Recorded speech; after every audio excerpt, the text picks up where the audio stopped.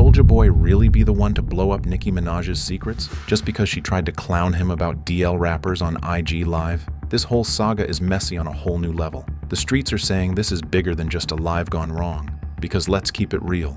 Soulja's name has been in the closet rumors forever. From whispers of him sneaking around with dudes, to leaked clips and screenshots floating across the internet, the conversation never died down. So when Nicki threw that question about undercover brothers his way, it wasn't random. It was a setup that cracked the door wide open. And the way he reacted, that was the giveaway. Soulja didn't play it cool like someone with nothing to hide. Nah, he froze up, nervous laughter, shifting in his seat, like Nicki had just pulled the receipts out of her wig. Meanwhile, Nicki, sitting there cool as ice, eyes locked like, I already know the tea, I just want to see if you'll spill it yourself. Do you think it's a lot of undercover brothers in the industry? Oh no, Queen. We don't know nothing about undercovers. Oh no. So he pulls his right, and that thing was big, Tasha. Most skinny men got big. No, that thing was big, Tasha. But most skinny men got I'm gonna big. be honest, that thing was like fat, and it goes, here's the thing that makes it different. It goes to the left. It was, to me, I loved it. And me and him just been kicking it for a little while. And until about last month where I told him, like, he gotta stop living in a lie. You gotta stop. This is serious. People have been hurt. People have been destroyed. Now you just want to be the lineup king, Curtis, huh?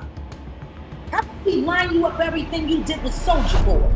The second that Live ended, the internet did what the internet does best. Dragged out every single old receipt. Those past allegations, back on the table. The old clips, viral again. Suddenly, Soulja wasn't crank that anymore. He was cracking under pressure. Fans were posting, first they called him a has-been, now they calling him a whole double-life character. And baby, that was just Act 1. Because once Jaguar Wright and Vivica Fox slid in, along with a couple of alleged ex-lovers, the mess turned into a full-blown circus. So let's rewind to where it started. Nicki and Soulja on IG Live. She asked about DL rappers, and you could literally see his soul leave his body. He tried to laugh, he dodged, he fumbled, while Nicki stared at him like a teacher who already had the answer sheet. But, do you think it's a lot of undercover brothers in the industry? Oh no, Queen. We don't know nothing about undercovers. Oh no. We don't know about that. Okay. Cause I do. You said what? Oh, I said I do. Nicki wasn't being random. This woman dated Meek Mill, and Meek's name has circled Diddy more than once, honey. Don't act like Meek didn't give her some pillow talk tea. There's no way she went on that live blind. She knew exactly where to poke, and Soulja gave her everything with that reaction. And don't forget, Soulja's been spotted at those infamous Diddy parties. Now listen, Diddy hasn't been convicted of anything, but the stories around those parties, whew, they don't go away.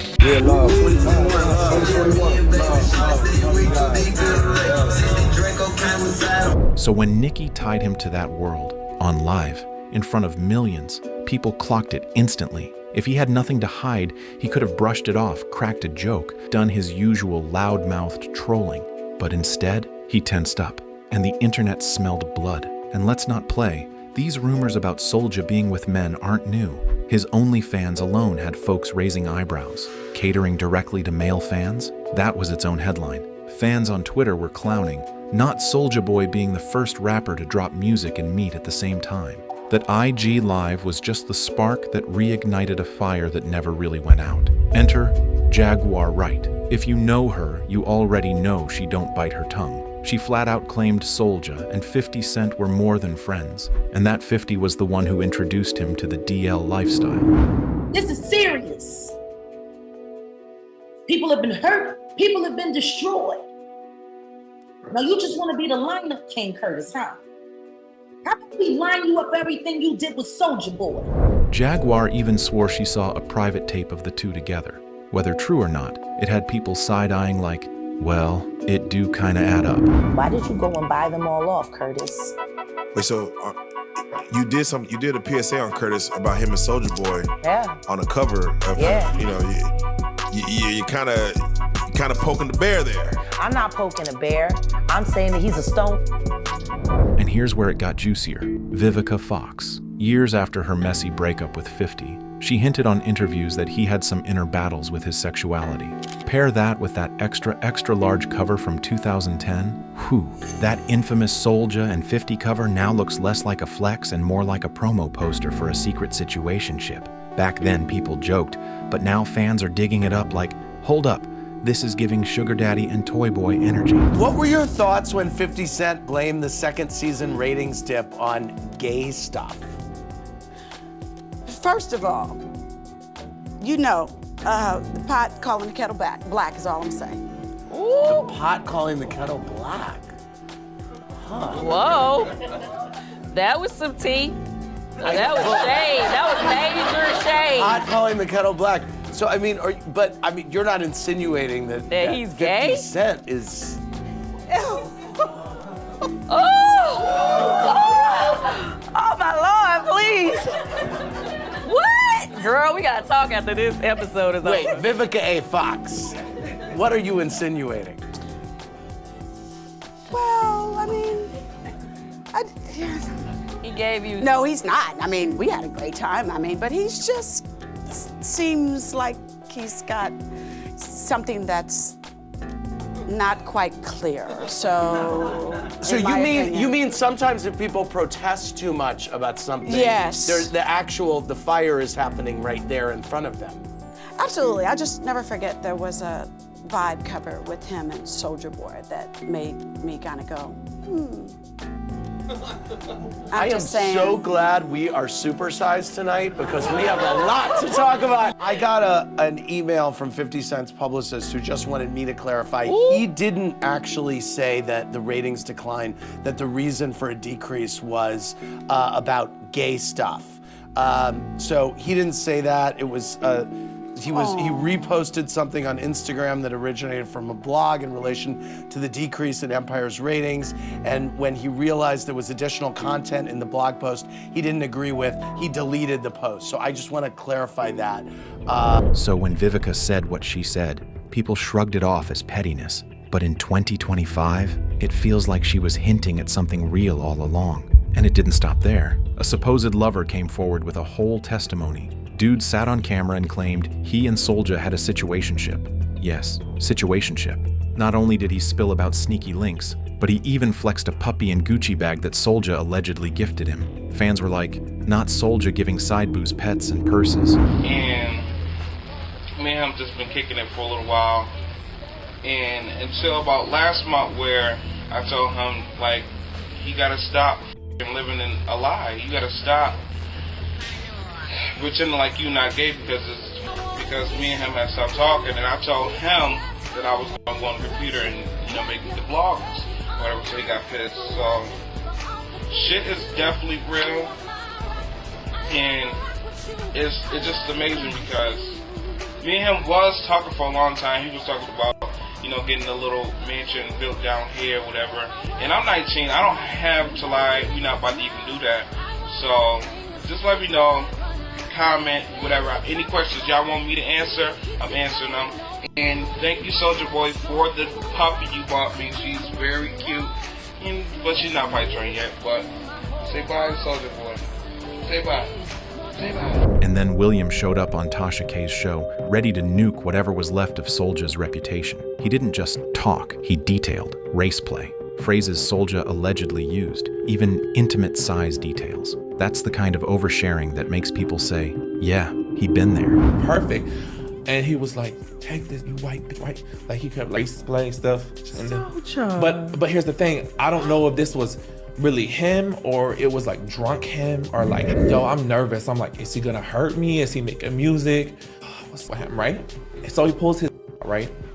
And that thing was big, Tasha. Most skinny men got big. No, that thing was big, Tasha. But most skinny men got I'm gonna be honest, that thing was like fat and it goes, here's the thing that makes it different. It goes to the left. It was to me, I loved it. And how did Soulja respond? Exactly like you'd expect. Deny, deny, deny. But the gag is, his denial wasn't his usual over-the-top screaming. He went soft, calm, swearing on God, begging people to believe him.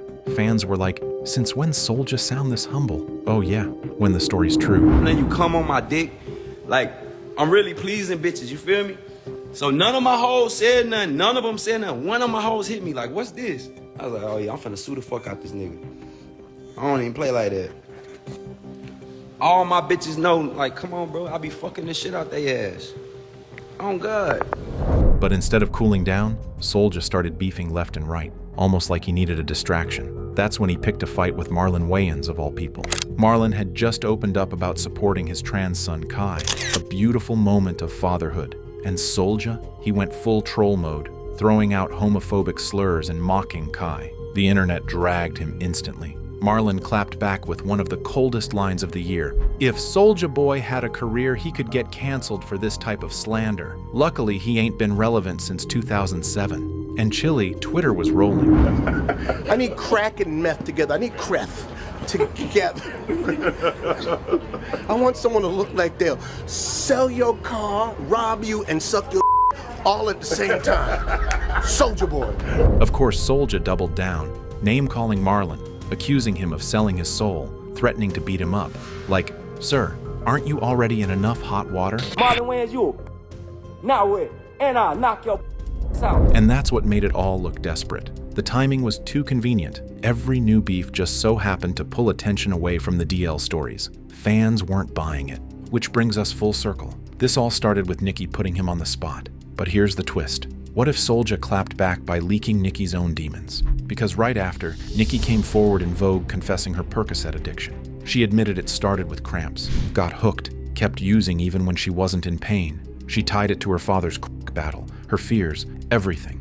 Was it a coincidence? Or was Soulja whispering in the background, forcing Nicki to get ahead of the story before he exposed it? Fans are convinced the timing ain't random. And now the streets are waiting. The next time Soulja and Nicki cross paths, it's not going to be playful shade. It's going to be war, rumors, confessions, maybe even final reputations on the line. So tell me, fam, are you Team Soulja or Team Nicki in this toxic showdown? Drop your thoughts below, smash that subscribe button, and don't forget, on Whole Mess, we bring you the tea unfiltered.